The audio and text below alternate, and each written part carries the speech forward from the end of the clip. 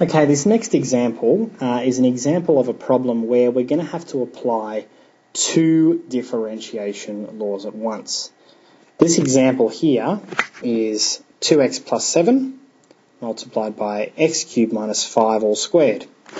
And to differentiate this, we're going to have to use a combination of the product rule and the chain rule.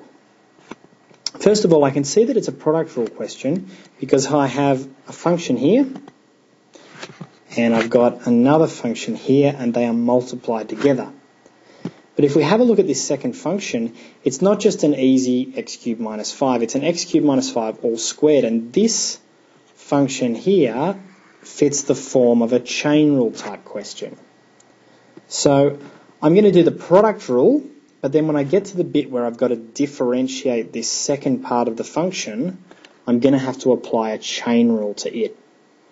And I guess this is the point where a lot of students get very confused with their differentiation when there's rules nested inside other rules. So we've got to be really clear on the process we're going to go through and which rule we're doing when.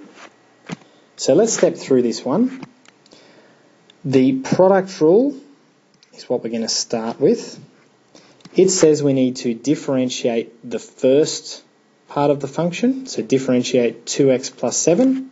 Its derivative is going to be 2 multiplied by the second part unchanged. So I take this part here, don't do a thing with it, I just write it straight down again. It's the first half of the product rule. First thing differentiated, second thing unchanged. Now I've got to add on the first part unchanged, so 2x plus 7, multiplied by the second part differentiated. And this is where it's going to get a little bit more difficult. I have x cubed minus 5 all to the power of 2, and I have to differentiate it. And using our chain rule, we're treating this middle part, I might even use yellow to highlight it, we're treating this middle part as if it's just a function on its own. So imagine this was an x squared. If it was an x squared, what would we do? We'd pull the 2 down the front and we would reduce its power by 1. So we'd just have a 1 here. I don't have to write the power at all. Then I'd have to, because this is a chain rule and it's not just an x in there, it's an x cubed minus 5, I have to multiply by the derivative of this. So I'm going to have to multiply by 3x squared. So just looking at this little bit of a mess going on here, this part comes just from my u. This whole part here comes from differentiating that. So now that I've got this kind of long mess here, I can tidy it up a little bit. I'm not actually going to expand the brackets just yet. First part's pretty simple. Second part, alright, I've got a 2 and a 3x squared, so that's going to become a 6x squared.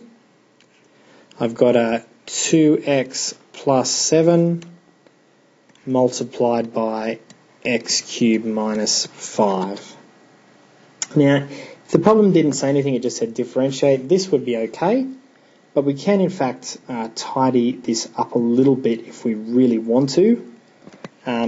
We could just expand all of these brackets and then gather like terms. That's going to be a bit of a mess. There's a bit of a shortcut. Both terms here, this part here and that part there, have an x cubed minus 5 in them. So we can factorise that out. This part's going to be left with a 2x cubed minus 5.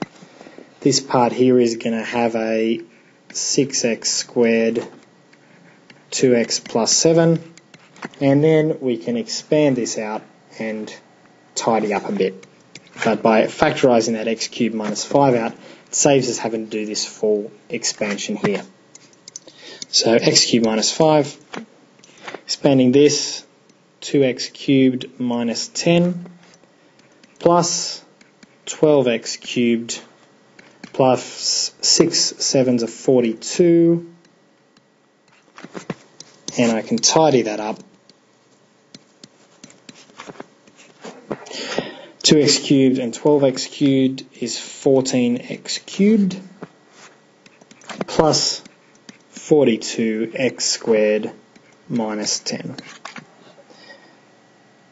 And I guess you could do a few things here. You could try and factorize this, but don't waste your time trying to do that if the problem doesn't ask it. In fact, if it just says to differentiate, I would take it down to this step here and not even bother about the second part of it.